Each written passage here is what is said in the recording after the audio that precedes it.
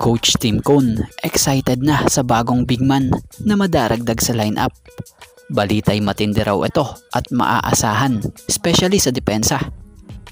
6'11" big man import Cavell Bigby Williams, welcome to PBA. New Northport import for PBA Commissioner's Cup.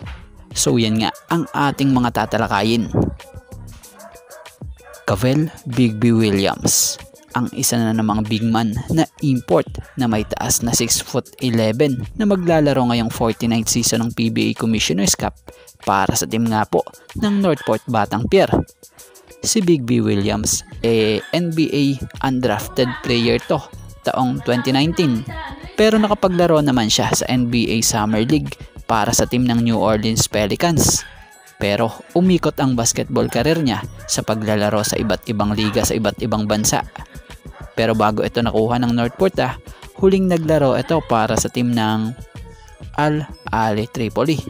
Team na ito nakabase ito sa Libyan Basketball League. So sa estilo ng laruan nito literal na big man talaga ito. Malakas sa ilalim, sa opensa man yan or depensa. May shooting rin sa outside. So kaya naman kaabang-abang kung ano ang lalaruin ito sa Northport. Sigurado ang team na to kakayaning makipagsabayan talaga sa mga bigatin ring team dito sa PBA.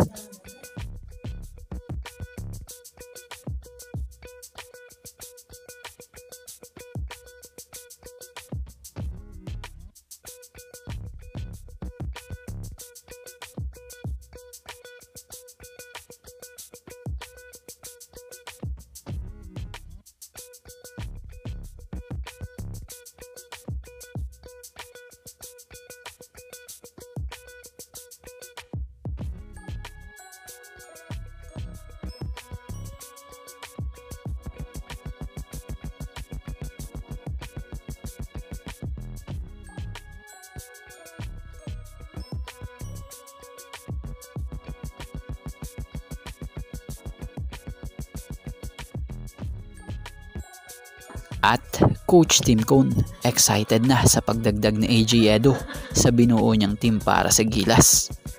Si AJ Edo nga isa sa numero 1 kakailanganin ng Gilas Pilipinas bilang big man stopper ngayong paparating na second window ng FIBA Asia Cup qualifiers.